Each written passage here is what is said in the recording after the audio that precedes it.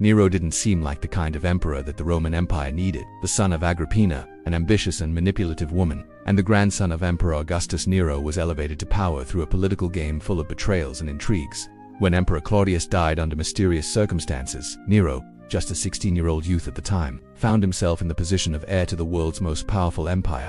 But what seemed like a natural rise to the throne soon turned into a nightmare for Rome. With the support of his mother Agrippina, Nero was declared emperor and quickly found himself caught in the power cycle of the Roman court. In the beginning, he was seen as a promising ruler. But, unlike what many expected from a young prince, Nero didn't possess a firm character or a vision for the future. Instead, he was vulnerable to the manipulations of his mother and other advisors, and his thirst for power would soon become the engine of his downfall. But the most curious thing was that Nero wasn't the natural choice of the senators or the Roman nobility. In fact, many Romans thought he was weak, a puppet emperor molded by the ambitions of his mother. However, when Agrippina was pushed aside from power, a new Nero emerged. He rebelled against his mother's influence and began shaping his own image, an image of absolute power and ruthless leadership. But by doing so, he not only distanced himself from his own family lineage but also started a reign where chaos and violence would become his trademark. In this first moment, Nero's rise shows us a young, impulsive man who started his reign with the promise of a strong empire, but would soon give in to his own internal demons. Instead of being the enlightened ruler Rome had hoped for, Nero became a man in search of his own greatness, no matter the means he had to use to achieve it. In 64 AD, Rome was devastated by a fire that lasted 6 days and destroyed much of the city. The Great Fire of Rome became one of the most striking and controversial events of Nero's reign, and the story of how he handled the tragedy is still debated to this day. However, what stands out isn't just the destruction, but the suspicions that Nero somehow started the fire. As the city burned, rumors spread that the emperor had watched the city's destruction from his palace, playing his lyre and singing about the fall of Troy, as if celebrating the disaster. These rumors were amplified by Nero's enemies and critics of his administration, making him the perfect target for accusations. But what really happened? Is it possible that Nero ordered the fire to be set, hoping to rebuild the city according to his own vision? Some believe that the fire was a direct order from Nero, as he had grand plans for the reconstruction of Rome, including creating a new imperial district with palaces and monuments. The destruction of the city may have been, for him, an opportunity to begin this ambitious project of renewal. On the other hand, there's the theory that Nero wasn't to blame for the fire.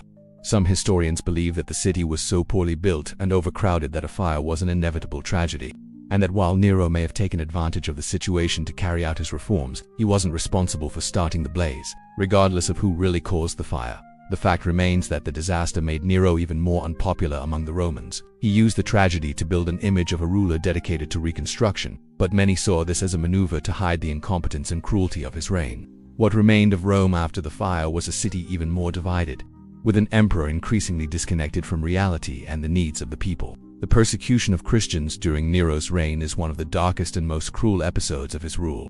After the Great Fire of Rome, which devastated the city, Nero needed a scapegoat to divert attention from the accusations that he had been responsible for the fire. And who better to blame than a growing and relatively unknown group?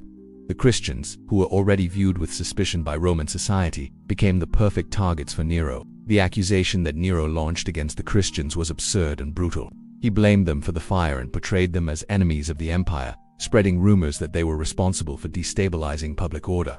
This marked the beginning of a mass persecution, where thousands of Christians were arrested, tortured, and executed in unimaginable ways. Nero spared no effort in creating a macabre spectacle, using Christians as entertainment.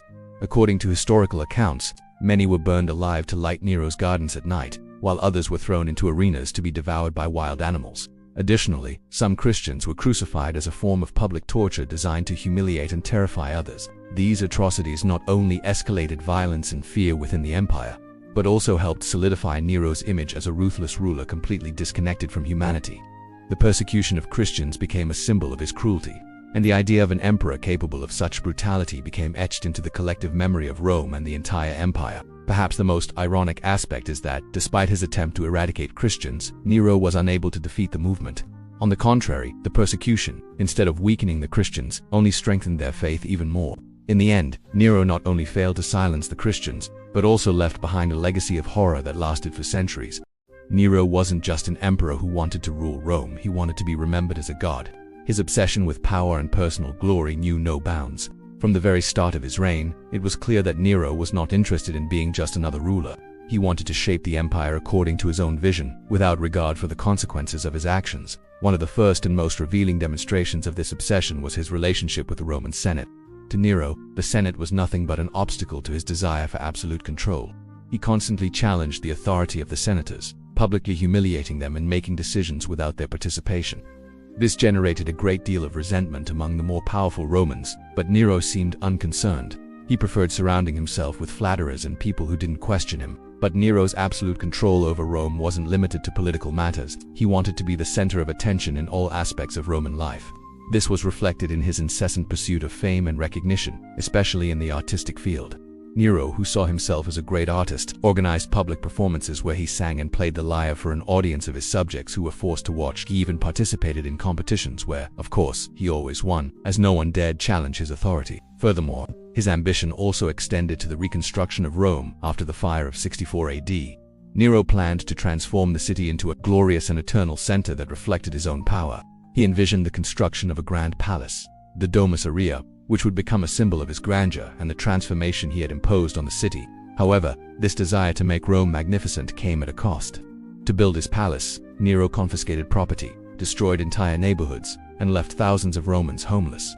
While the city lay in ruins, he reveled in his own luxury and opulence. His obsession with power and control led Nero into a spiral of violence and desperation. His lack of empathy, constant self-exaltation, and destruction of everything he saw as an obstacle to his vision resulted in a reign of terror, where the empire became a reflection of the unchecked ambition of its emperor.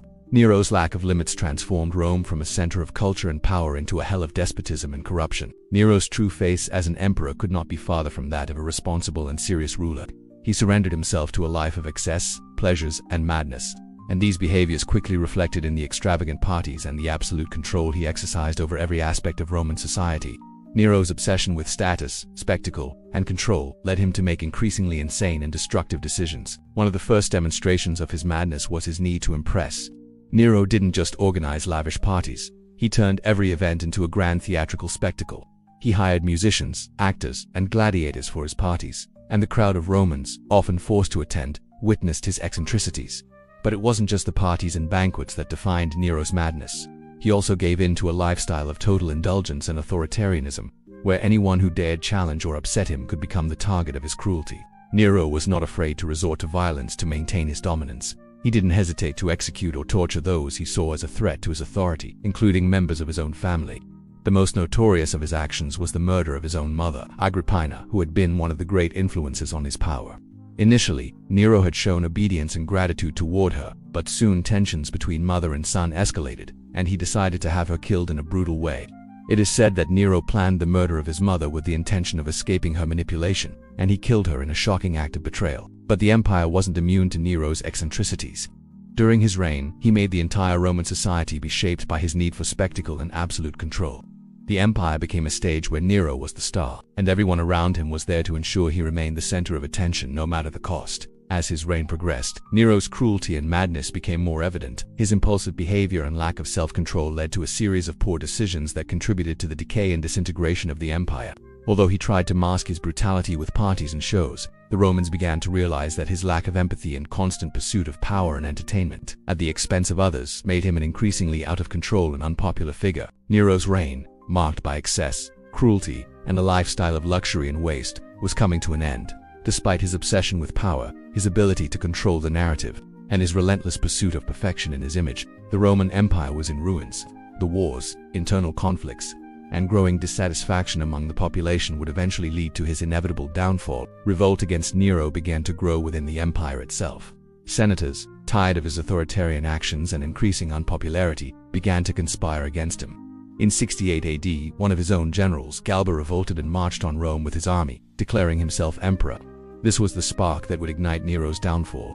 Isolated, without support, and watching his empire collapse, Nero became increasingly paranoid and desperate. In one last act of desperation, Nero tried to flee the city, but his followers were abandoning him, and resistance in Rome was immense. With no options left and no support, Nero took refuge in a small villa outside the city, where, with the help of one of his servants, he decided to end his own life.